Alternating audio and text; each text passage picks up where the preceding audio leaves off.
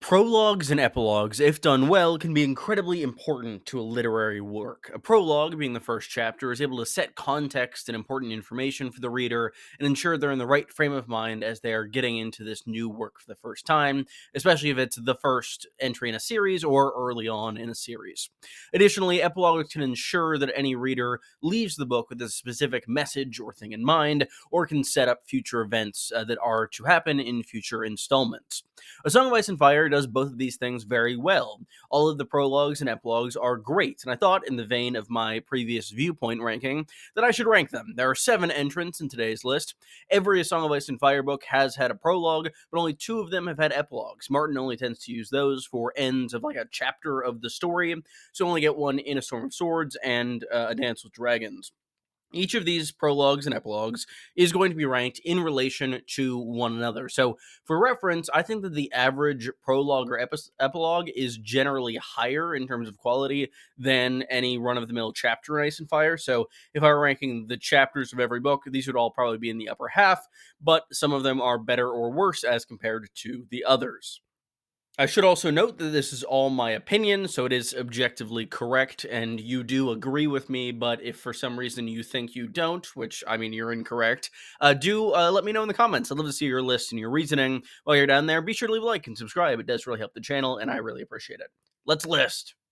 I don't think this is the most surprising, but in 7th and last place is Chet's prologue from A Storm of Swords. While, as I said, this isn't a bad chapter, I don't think it's a great prologue. It really doesn't introduce much new information to the reader, which a number of these other prologues do well, and while there is one other prologue that very much interacts with a character we've seen before, I think that prologue, which we'll discuss later, does a lot more. This one is reestablishing what's happening and going on with Night's Watch, which does make sense as Jon has been away from this group with the Fist of the First Men later on in A Clash of Kings, but we are about to see it through Sam's perspective, so, I mean, all of this information conveyed through Chet's POV could be in some way conveyed there, though it is interesting to see the kind of brewing mutiny and Chet's resentment for these characters who we love so much, and it is interesting to see kind of the Watch from another perspective, and it brings to mind a much better prologue from the first book in the series, which is also from the point of view of a Night's Watchman north of the Wall.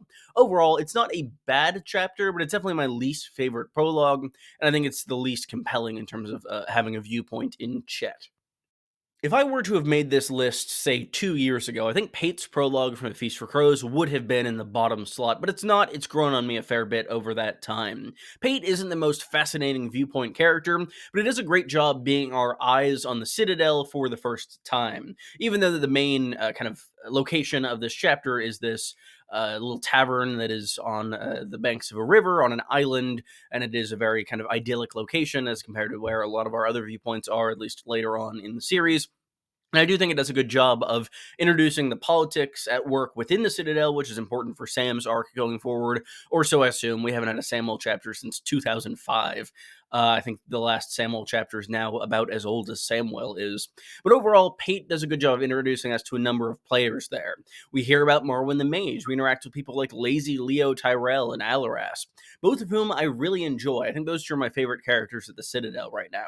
And additionally, the magical elements at play here are quite cool. Stealing a key is a fun little mini adventure, and delivering it to an individual who ends up being a faceless man is a really cool twist and a good way to end the chapter.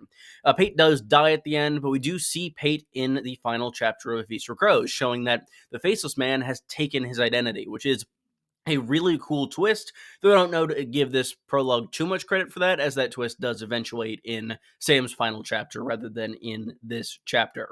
I should also say Chet broke that trend in the last one. He's the only viewpoint of a prologue or epilogue not to die in that prologue or epilogue, so it's quite unfortunate. Overall, Pate's chapter is definitely better than I gave it credit for a few years ago. In 5th place, we have our first of 2 epilogues, that being Merritt Frey's epilogue from A Storm of Swords.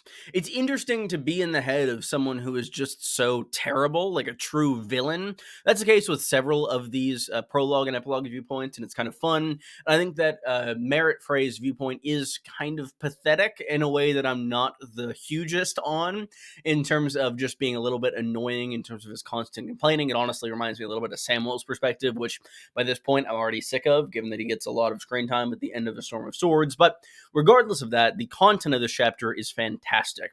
Seeing this individual who's completely unsympathetic and just butchered a ton of our favorite characters, entirely just kind of come to terms with the justice for his actions, is just fantastic to see.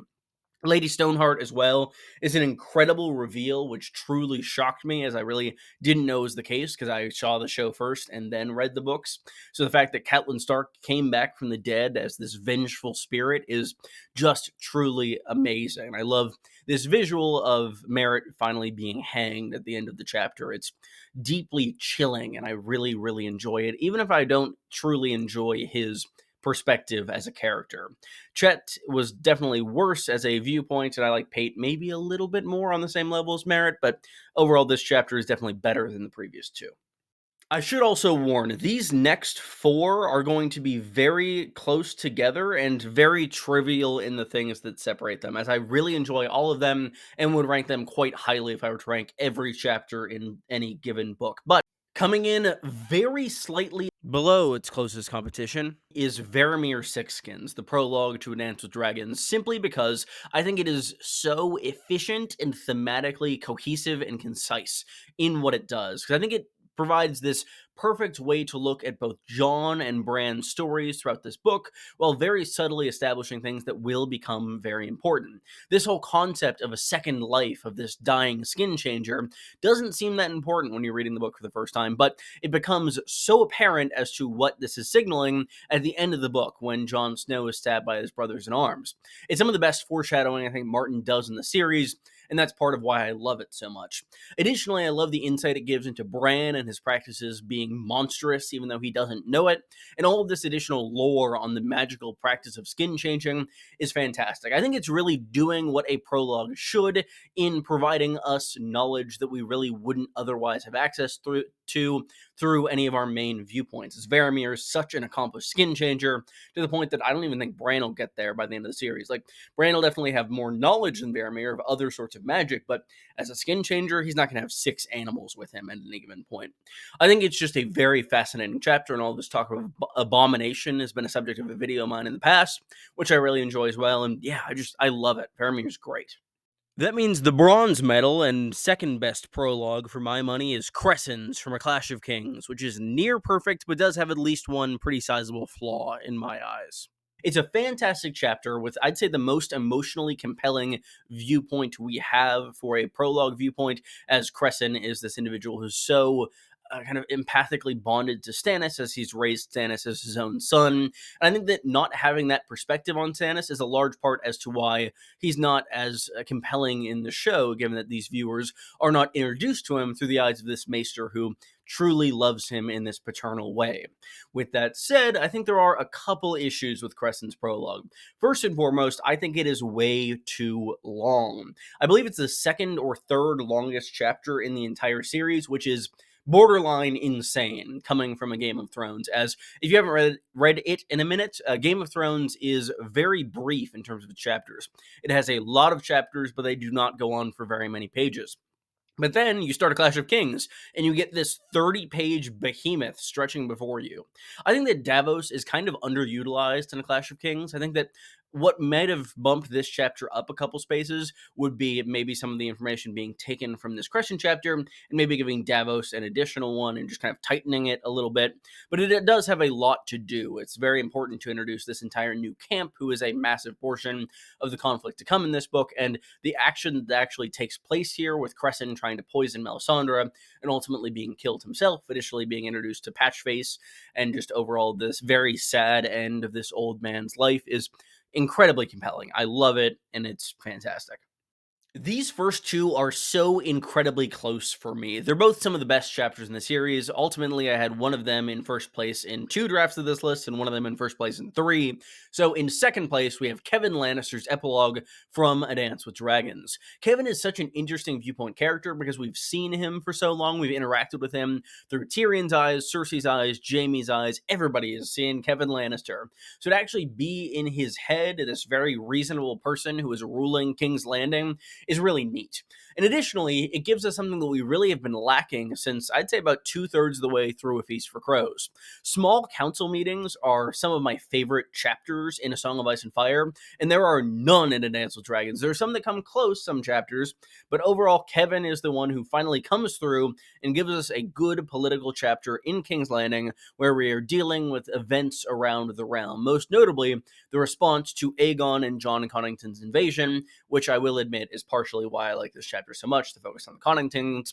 But additionally, Kevin is a pretty compelling character. We get to see his thoughts about his wife and his sons and what exactly he's feeling and wanting to go back to them. And then, of course, it ends with this twist that not only is Varys alive and here and in King's Landing and in the Red Keep, but he's murdered Pycelle, who's been this fixture of King's Landing from the first chapter we see it in the first book, but he also murders Kevin, the one man who's kind of binding the realm together at this point.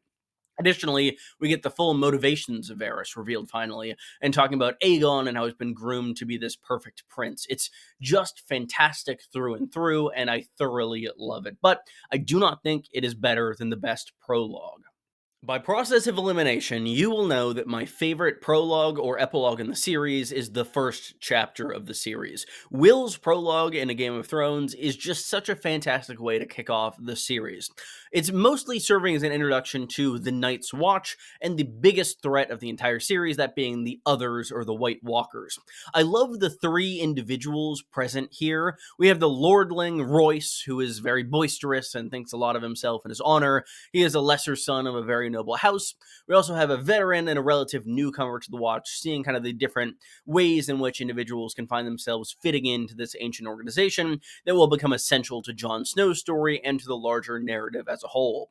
It's very chilling throughout, not only due to the creeping cold of the chapter, but this scene of wildling murders that seemingly vanishes for no reason, only to be confronted with this otherworldly force of the Others.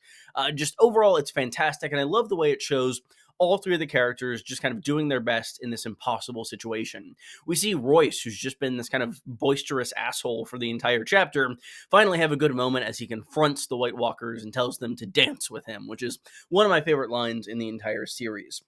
Will is not the most compelling viewpoint character we have for these prologues. I would say that Crescent probably is, but overall, he serves as a great vessel to introduce the characters and the series as a whole to the reader, as by being someone who isn't so different from other people or so empathetic in his kind of viewpoint overall, I think that he is very much a good baseline standard to get into the series and get everything established as it should be before we jump into the story proper. I love the prologue of A Game of Thrones. It's one of the best chapters in the entire series. What do you think of my list? What is your list? I'd love to hear it in the comments down below. While you're down there, be sure to leave a like and subscribe. It really helps the channel, and it really helps me. It's very kind of you to do. It's also free. And yeah, thank you very much. I talk a lot about A Song of Ice and Fire. If you're new here, I'll have many more videos on A Song of Ice and Fire, Game of Thrones, Duncan Egg, House of the Dragon, all that in the new year. So I appreciate you all tuning in, and I hope you will stick with me for many great videos in the future. Goodbye, everyone.